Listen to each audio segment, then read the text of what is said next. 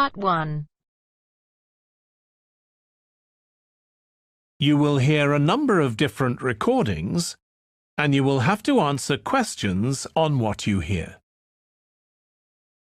There will be time for you to read the instructions and questions, and you will have a chance to check your work.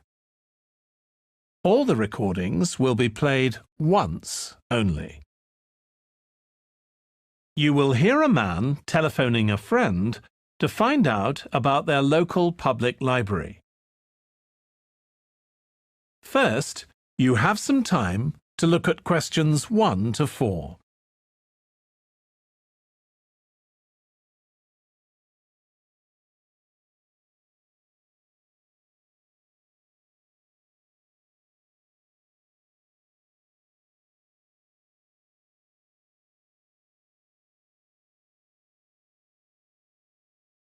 Now we shall begin.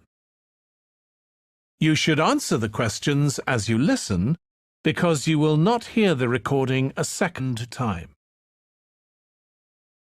Listen carefully and answer questions 1 to 4. Hello? Hi, Susie. It's Paul here. How are you? Enjoying your new job? You're working at the library, aren't you? Yes, I started when the library reopened a month ago. It's great. Actually, Carol and I have been meaning to join for a while. Oh, you should. It doesn't cost anything, and the new library has all sorts of facilities. It's not just a place where you borrow books. For instance, there's an area with comfortable seats where you can sit and read the magazines they have there. Some people spend the whole morning there. Wish I had that amount of time to spend. Yes, you must be pretty busy at present, with the children and everything. We are, yes. But we're hoping to get away this summer. We're thinking of going to Greece. Well, we've got a much larger section of the library devoted to travel books now, so you should come and have a look. I can't remember if there's anything specifically on Greece, but I should think so. OK. Now, Carol's organising a project for the history class she teaches at school. It's about life in the town 100 years ago. Do you have anything that might be useful? Yes. Actually, we've now got a new section with materials on the history of the town and surrounding region. Right. I'll tell her. You can't always find that sort of thing on the internet. Now, in the old library, there used to be a separate room with reference books. It was a really nice, quiet room. Yes, we've put those books in the main part of the library now, but we do have a room called the community room. It can be hired out for meetings, but at other times, people can use it to study. I might use that. It's hard to find anywhere quiet at home sometimes. I can't remember how old your son and daughter are. We've introduced a special section of fiction written specially for teenagers, but they might be a bit young for that. Yes, they would be. Before you hear the rest of the conversation, you have some time to look at questions 5 to 10.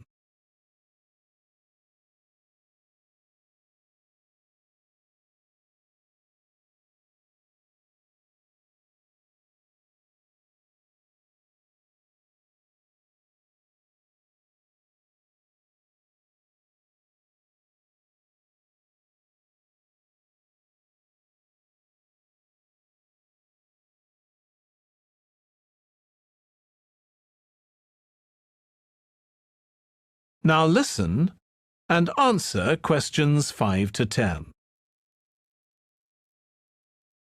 Well, we do have lots of activities for younger children. Yes? For example, we have a science club.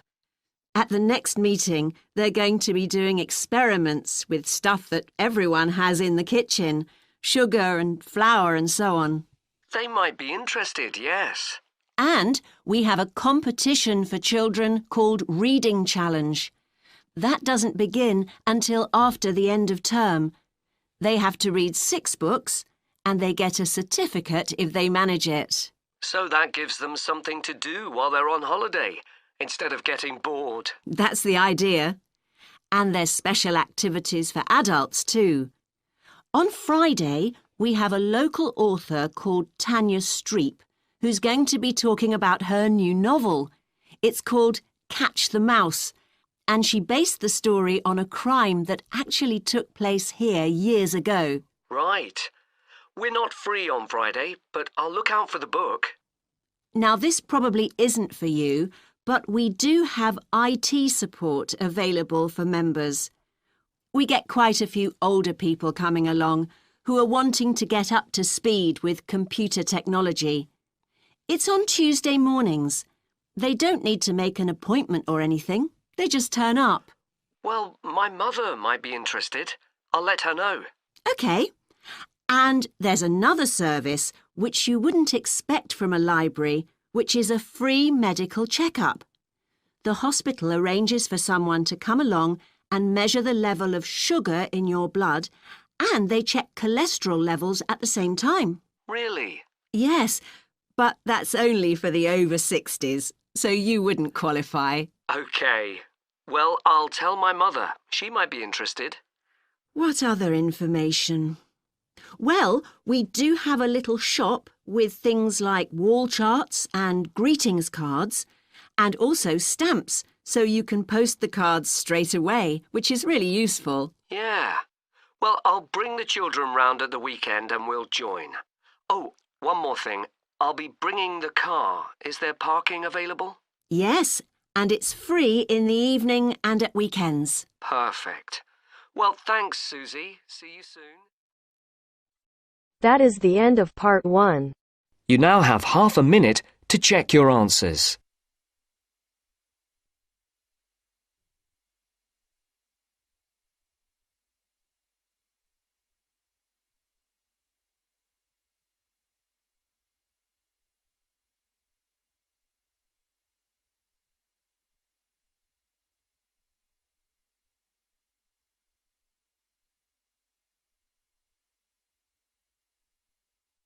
Now turns to part 2. Part 2.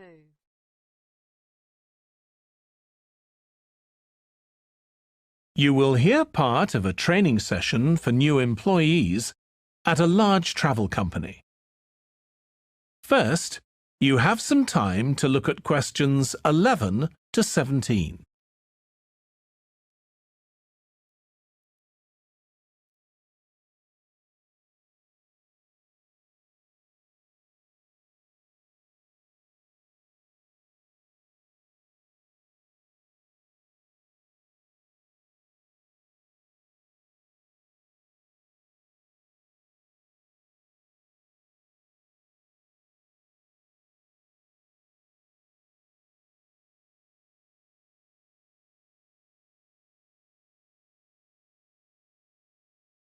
Now listen carefully and answer questions 11 to 17.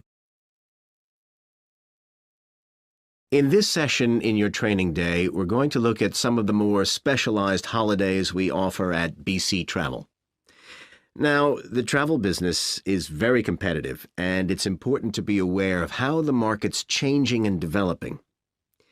In terms of age groups, the over 65s are an important market, and one that's increasing steadily year on year. The fewest holidays are taken by the 31 to 42-year-olds, and that figure shows no sign of rising. The biggest market at present is still the youngest group, the 16 to 30s, but this group's also seen the biggest drop over the last few years, whereas there's a noticeable growth in the number of holidays taken by the 55 to 64-year-olds. As far as the 43 to 54-year-olds are concerned, bookings there are steady, but I have to say we haven't seen the increase we expected.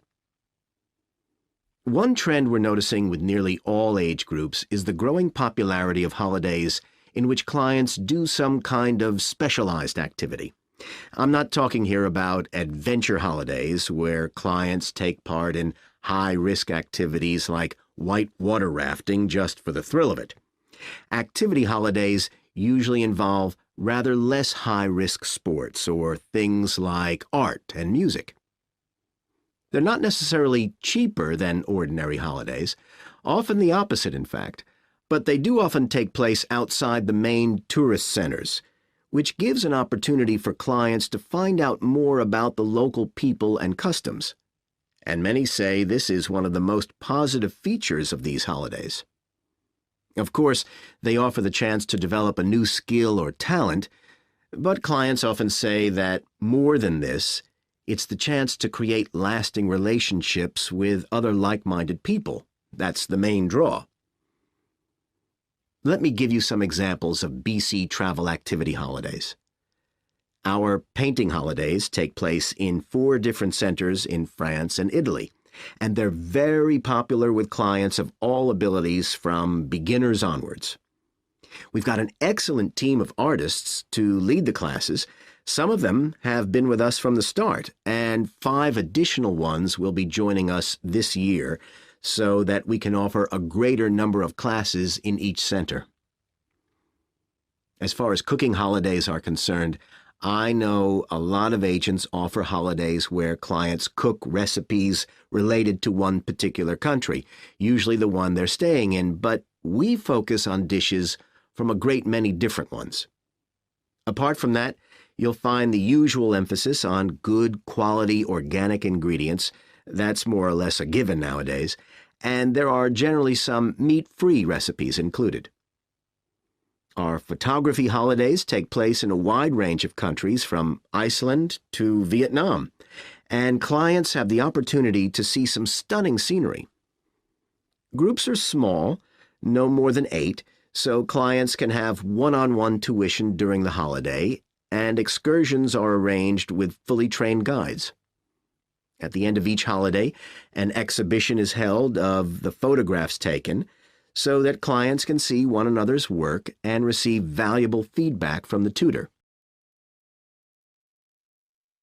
Before you hear the rest of the training session, you have some time to look at questions 18 to 20.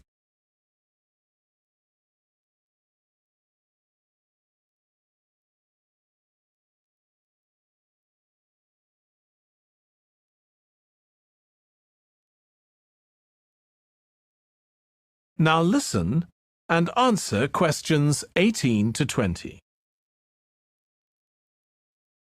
Finally, let me tell you about our fitness holidays. In Ireland and Italy, we run one-week general fitness classes for all ages and levels of fitness. Clients start the course with a consultation with a trainer, and together they draw up an individual program. As well as improving general fitness, clients find that they end up losing much of the stress they've built up in their daily lives. In Greece, we have a 2-week holiday for clients who want to do something about their weight. This has all the features you'd expect, like a personalized diet program, but one of its most popular features is that the exercise classes are all held on the beach. People say it's far preferable to being in a gym. Finally, we offer several holidays in Morocco. One very popular one is the mountain biking holiday. Bikes are provided, and there are different routes according to people's ability. We offer one which is tailored to the needs of families, which is particularly popular. Okay, so that's about all the time I have today, so thank you very much. That is the end of part 2. You now have half a minute to check your answers.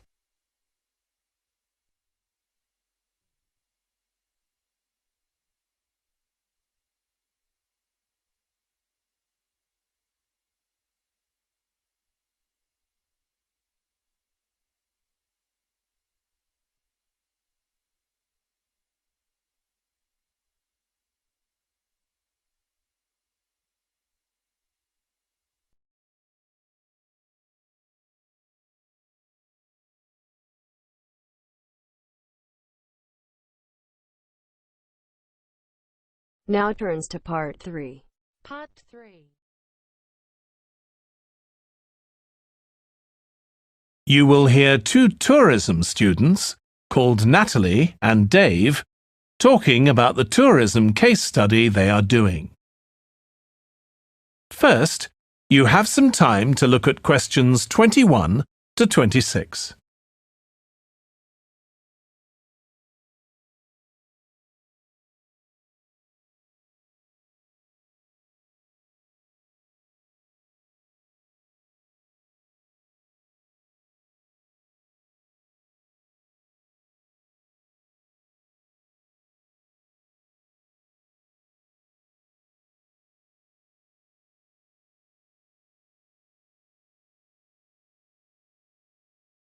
Now listen carefully and answer questions 21 to 26. Dave, I'm worried about our case study. I've done a bit of reading, but I'm not sure what's involved in actually writing a case study. I missed the lecture where Dr. Baker talked us through it. OK, well, it's quite straightforward. We've got our focus. That's tourism at the Horton Castle site. And you said you'd done some reading about it? Yes, I found some articles and made notes of the main points. Did you remember to keep a record of where you got the information from? Sure, I know what a pain it is when you forget that. OK, so we can compare what we've read. Then we have to decide on a particular problem or need at our site.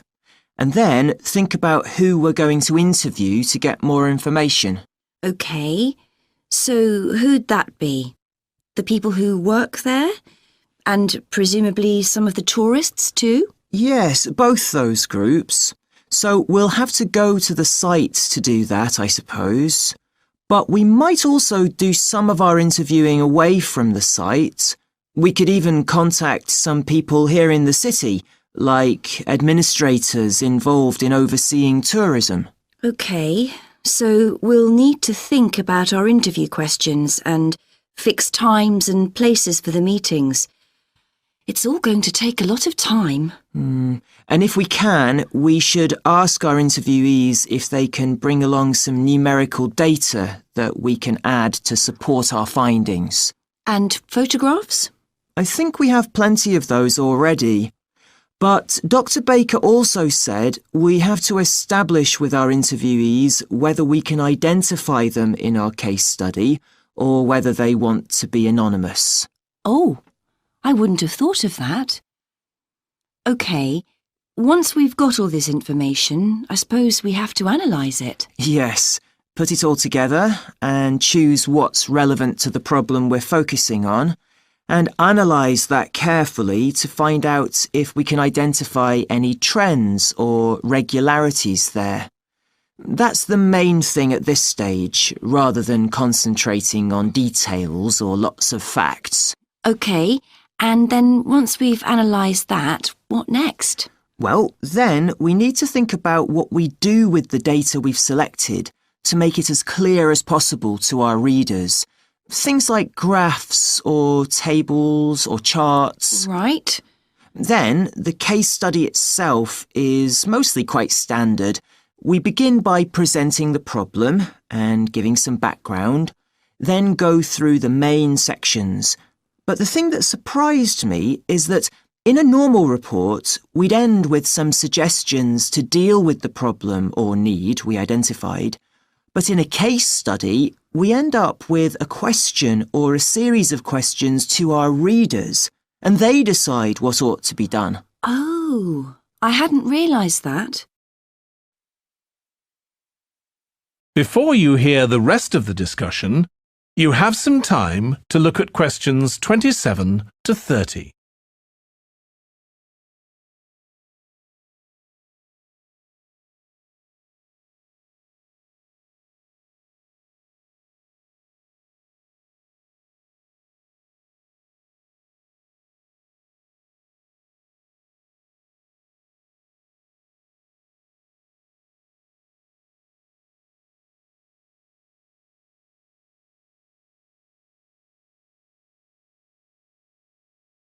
Now listen and answer questions 27 to 30.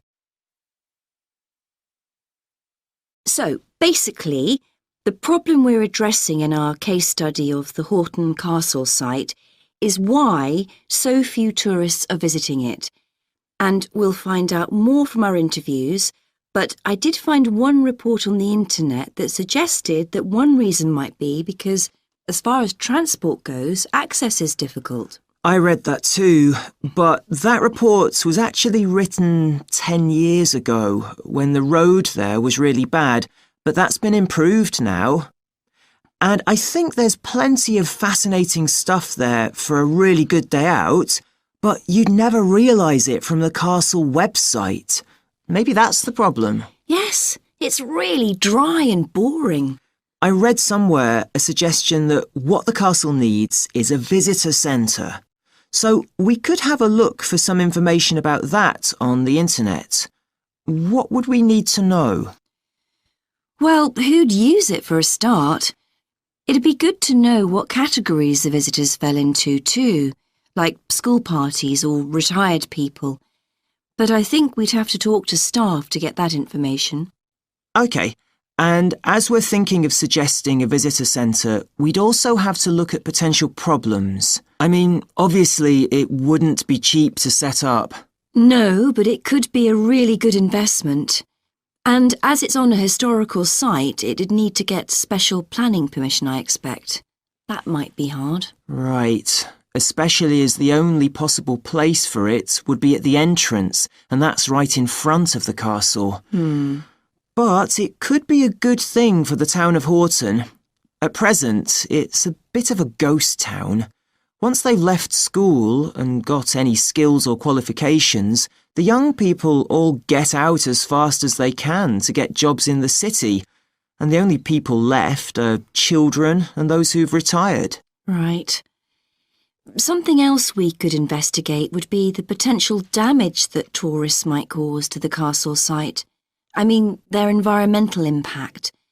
At present, the tourists can just wander around wherever they want. But if numbers increase, there might have to be some restrictions, like sticking to marked ways. And there'd need to be guides and wardens around to make sure these are enforced. Yes, we could look at that too. OK, well, we certainly managed. That is the end of part 2. You now have half a minute to check your answers.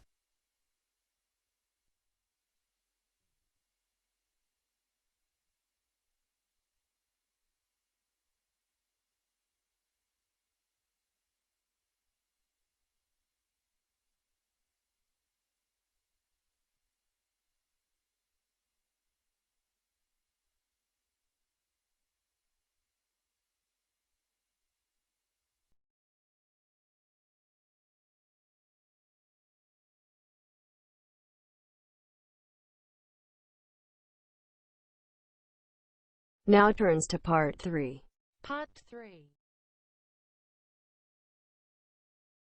You will hear a lecturer on an environmental studies course discussing how birds are affected by environmental change.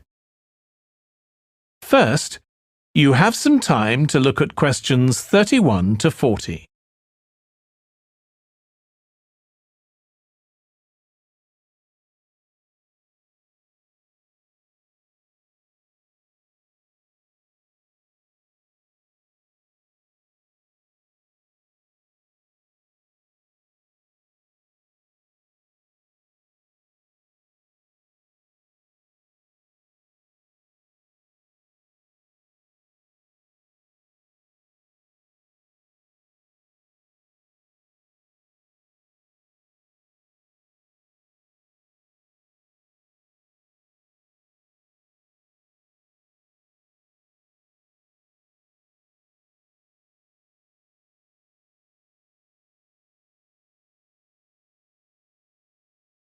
Now listen carefully and answer questions 31 to 40. OK, so we've been looking at how man-made changes in our environment can affect wildlife. Now, I'll discuss a particular example. Let's take a look at mercury. Mercury's one of the 120 or so elements that make up all matter, and it has the symbol Hg. It's a shiny, silvery substance.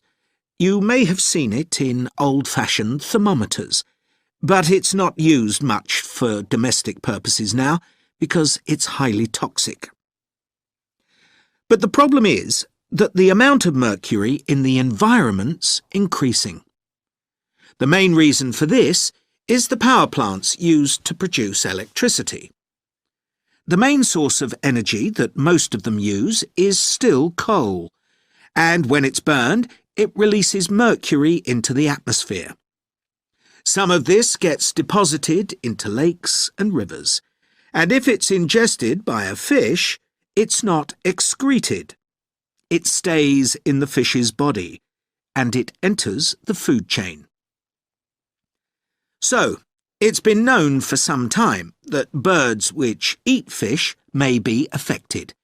But what wasn't known until quite recently is that those that eat insects can also be affected.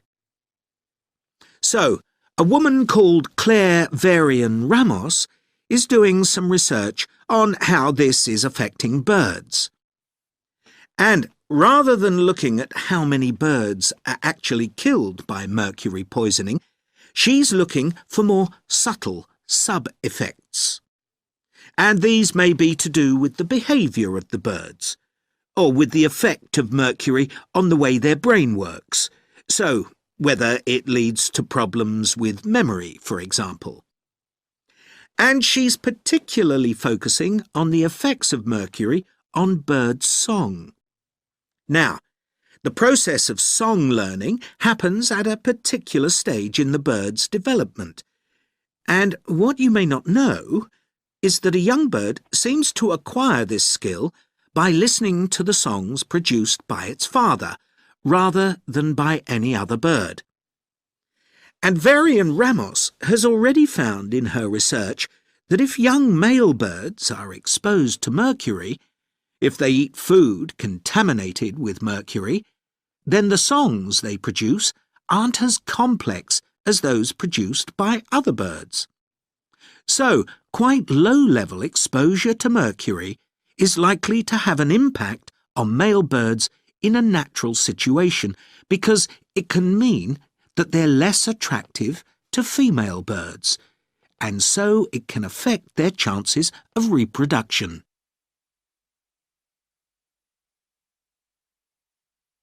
Now, the way she's carrying out this research is worth thinking about.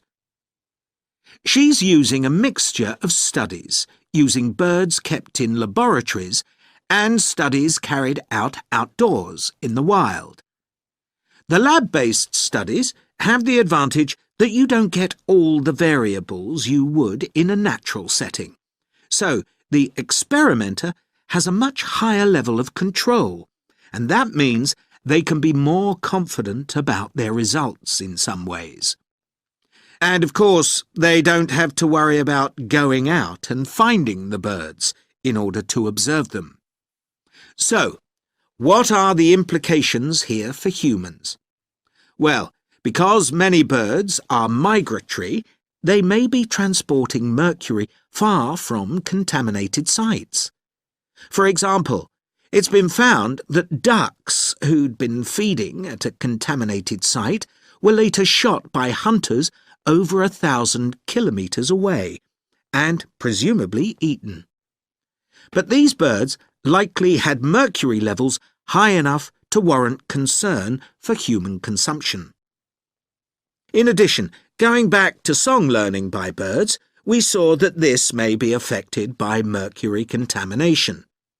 Well, we also know that in humans, mercury causes developmental delays in the acquisition of language, and in fact this process is very similar in the brain regions it involves, and even the genes that are involved.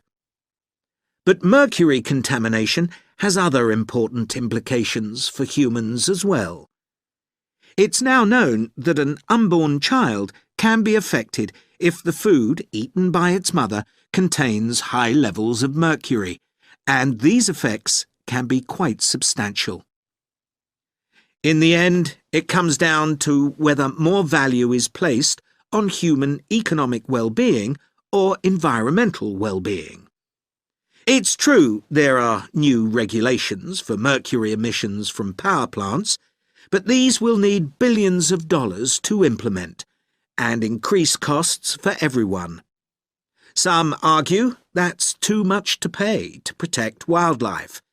But as we've seen, the issues go beyond that, and I think it's an issue we need to consider very carefully. That is the end of part 4. You now have half a minute to check your answers.